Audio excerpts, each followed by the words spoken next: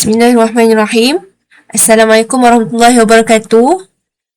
5 UKM yang cikgu kasihi. Okay, hari ni cikgu tak ada lah. Jadi cikgu record video siap-siap untuk kamu, untuk kita sambung belajar. Okay, sambung belajar nak sambung bab 6 ada lagi. Okay, kita sambung lah. Okay, sebelum tu seorang tolong pegang remote. Sebab saya cikgu ada nak minta untuk kamu pause lah. Untuk pause, untuk kamu salin. Okay. Okay, kita mula. Ingat dah yang ni, yang hari tu cikgu cakap tu, berkenaan dengan cation, dia positif. Okay, dan anion adalah ion negatif. Okay, dan mereka ni, pasangan mereka adalah, kalau dia positif, pasangan dia negatif. Kalau dia negatif, pasangan dia positif. Okay, dengan kata lain, katot ni kamu dah tahu kan, kalau dia katot kecil, dia negatif. Kalau anod, dia positif sebab dia huruf A kat depan. Okay, jadi katot akan menarik ion positif, iaitu cation.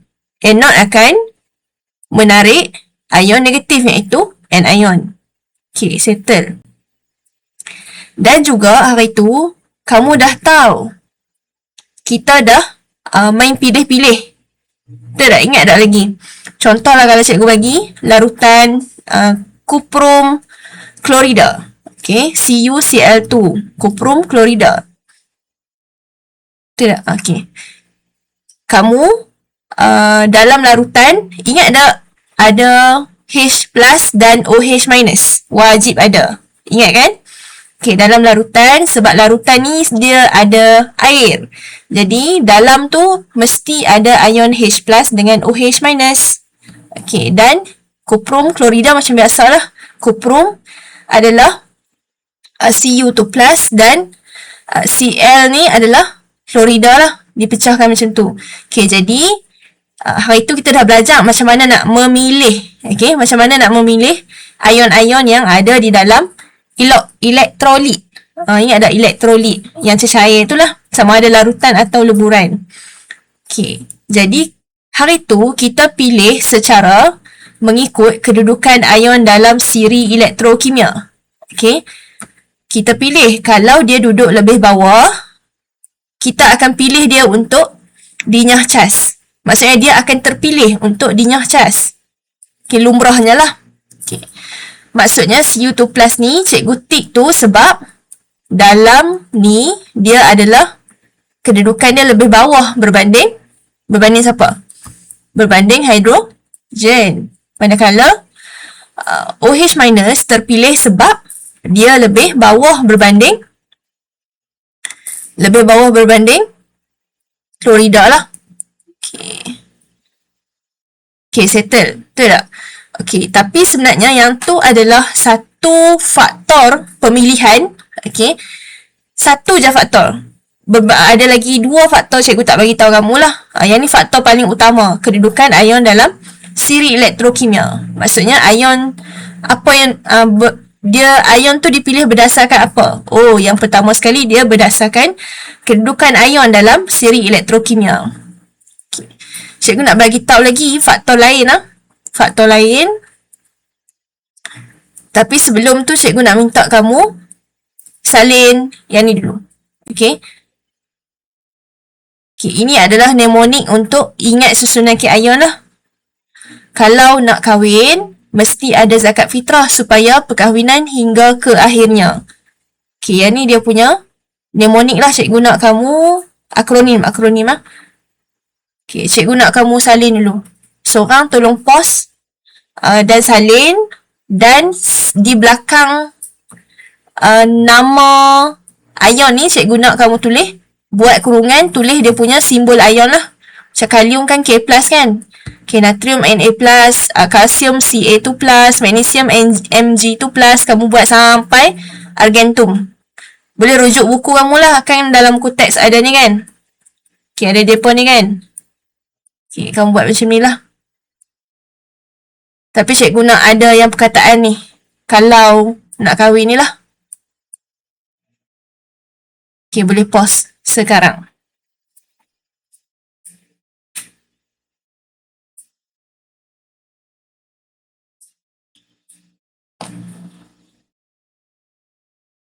Okay, next. Yang tadi tu untuk cation. Cation ion positif. Okay, ni untuk ingat anion. Ion negatif. Okay, kamu salin ni juga. Okay, F Florida, fed up sebab nangis, kakak bengang, iris hati. Jadi orang Indon sikit ya. Iris Okay, fed up sebab nangis, kakak bengang, iris hati. Okay, ni kita ikut dia punya akronim je lah. Okay. Sebab nanti dalam soalan, kemungkinan besar dia akan minta kamu pilih lah. Macam kita buat tu lah, kita pilih. Nak pilih tu kamu kena ingat lah siapa duduk atas, siapa duduk bawah. Kita tak boleh rujuk buku. Okay, jadi sebab tu lah kena ada akronim untuk kamu ingat lah supaya boleh hafal. Okay, pause. Salin dulu. Jangan lupa buat F ni lah, F minus, SO4 tu minus, dia punya dalam bentuk kimia dia. Okay, pause.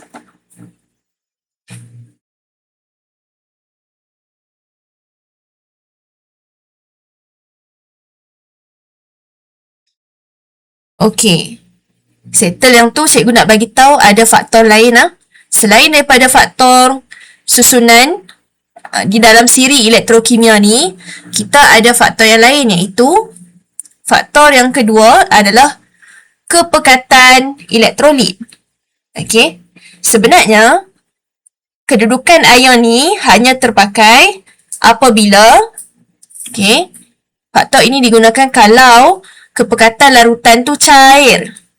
Contohlah, ada dua jenis asid pekat dengan asid cair. Okay. Asid cair je terpakai untuk memilih, maksudnya asid cair yang lulus untuk guna kedudukan ion dalam siri elektrokimia. Kalau dia asid pekat, kita kena guna faktor lain. Okay. Iaitu kepekatan elektrolit. Okay. Ion yang lebih pekat akan lebih cenderung untuk dinyah cas di anod. Okay, ni dia cerita pasal anod lah. Anod ni, apa dia? Elektrod yang positif kan? Okay, elektrod yang positif. Okay, jadi, kalaulah elektrolit tu lebih pekat, okay, contohnya, okay, dalam larutan cair kan, contoh cik bagi asid hidroklorik, HCl. Okay, HCl, ion apa yang ada dalam dia adalah ion H+, ion Cl- dengan ion OH-. Cikgu silap tulis. Okay, OH-. Ni cikgu silap ada. Okay, OH-. Okay, jadi kalau dalam keadaan cair, dia akan ikut yang masa kita belajar itulah. Yang ni, kedudukan ion dalam siri elektrokimia. Dia akan pilih ikut susunan ni. Okay, susunan kalau nak kahwin ni. Okay, jadi kalau Cl disebabkan dia duduk lebih atas. Okay, Cl ni anod ya. Okay, kalau dia duduk lebih atas, Cl mana Cl? Oh, tak ada Cl. Oh, ada. Cikgu silap. Okay, Cl lah. Dia duduk lagi atas kan, maksudnya hidroksida yang dipilih lah. Okay, kalau dia larutan cair, tapi kalau dia larutan pekat, ni faktor kepekatan elektrolit lah. Kalau dia lebih pekat, maksudnya di anod klorida yang akan dinyah cas. Maksudnya hari tu cikgu cakap kalau OH yang dipilih, oksigen yang terhasil kan, sebab ada O kan. Okay, sekarang ni kalau larutan dia pekat, bukan oksigen yang terhasil, klorin yang akan terhasil. Gas klorin yang akan terhasil lah. Sebab ion klorida dinyah cas. Maksudnya dia tak jadi ion lah, dia bertukar menjadi gas klorin. Okay. Yang cation ni macam biasa lah. Dia tetap H+. Okay. Okay, settle. Boleh kot no? Okay. Yang ketiga, faktor jenis elektrod. Okay, kalau jenis elektrod tidak sama. Okay. Tidak sama. Okay, kalau jenis elektrod tidak sama dengan elektrolit, dia akan ikut kedudukan yang faktor first tu. Kedudukan ion dalam siri elektrokimia. Okay, tetapi, okay, contoh macam ni lah. Kalau nak kita kata dia mengikut tu sebab yang ni dia tak guna elektrod kuprum. Dia guna elektrod karbon. Okay, jadi cara nak pilih dia adalah kita guna kedudukan ion dalam siri elektrokimia lah. Tapi untuk soalan yang dia gunakan elektrod tu, rod tu sama jenis. Maksudnya unsur dia sama jenis. Kuprum dengan kuprum. Kalau karbon dengan karbon. Boleh tak? Okay. Dalam kes ni contohnya dia guna rod tu elektrod lah.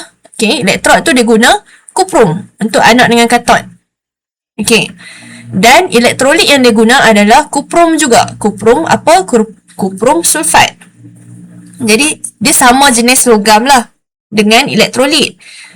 Okay. Kuprum sulfat kalau dalam keadaan ni ada berapa?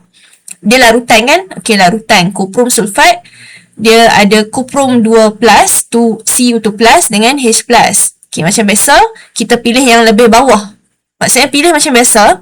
Okay, pilih kuprum sebab dia lagi bawah daripada hidrogen.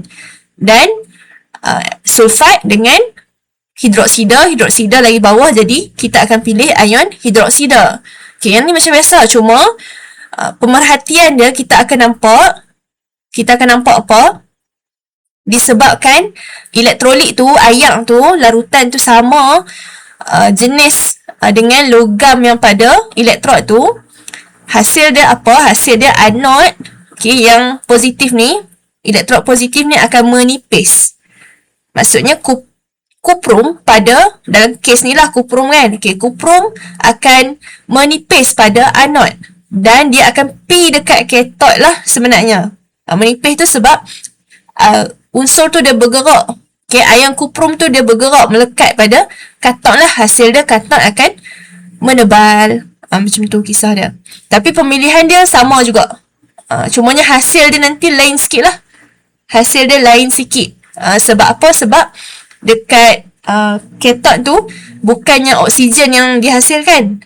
Kan selalu kalau negatif dengan cation dengan anion kan, sepatutnya oksigen kan. Okay, tapi dalam kes ni kita nampak dari segi luaran dia, kita tak tengok gas lah, kita nampak katot ni menebal sebab ada mendakan kuprum yang melekat pada katot. Macam tu. Okay, settle dah 3 faktor tu lah. Okay, jadi cikgu nak buat soalan sikit dengan kamu . Yang ni pun kamu kena salin sikit lah macam masa kita kelas, apa nama tu? Masa kita kelas tambahan hari tu. Okay, so kamu pause, kamu salin dulu.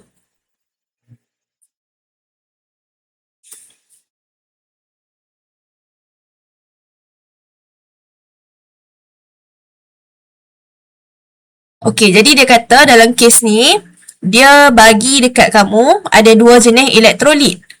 Elektrolit pekat dengan cair.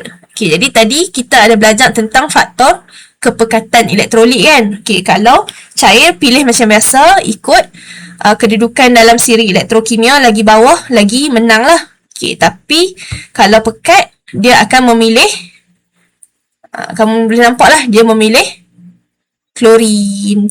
Okay, dia memilih klorin. Tapi cikgu rasa ni ada kesalahan lah. Kamu ubah sikit boleh tak? Okay, oksigen ni betulkan cikgu kalau cikgu salah, tapi cikgu nampak ni sana. Betul tak? Okay, betul. Oksigen ni sepatutnya kamu kena tulis klorin dekat dia. Okay, kamu ubah sikit . Okay, klorin. Yang cikgu highlight warna merah ni. Okay, dan juga gas klorin ni kamu tukar dekat katot ni. Kita ada, kamu kena tulis hidrogen. Dia ada kesilapan macam hari tu lah. Okay, boleh tak? Okay, tulis dulu.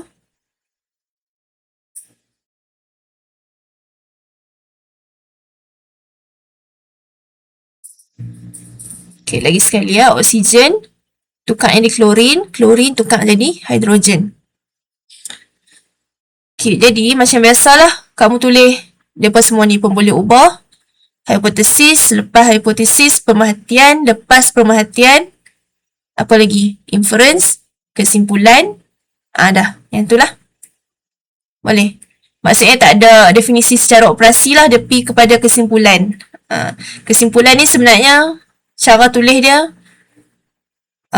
sekejap lagi cikgu abang. Okay. Apa boleh ubah, kamu buat dulu. Okay. Boleh kot kamu buat sendiri kan? Okay. Dimanipulasi. Senang je. Betul tak? Tengok je ni. Sambil-sambil cikgu highlight tu, kamu tengok lah apa yang patut. Okay. Bergerak balas.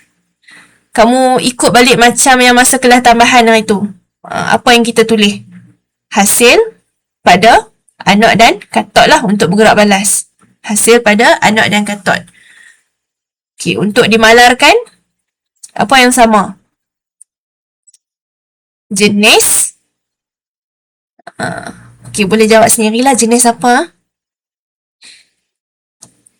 Maksudnya dekat dimanipulasi tu bukan jenis elektrolit lah. Dia akan jadi kepekatan. Kepekatan elektrolit.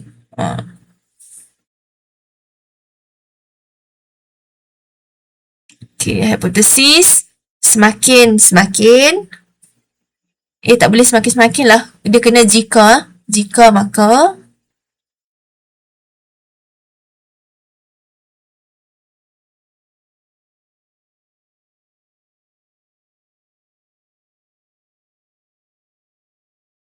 Okay, yang ni cikgu biar kamu buat sendirilah nah. Okay, cikgu nak end dah video. Jadi, kamu tulis untuk pemboleh ubah 3 ni. ABC, buat hipotesis, pemerhatian, inference dan kesimpulan. Okay. Bagi settle semua.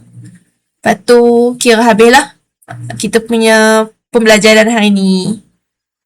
Okay. Okay, terima kasih. Assalamualaikum warahmatullahi wabarakatuh.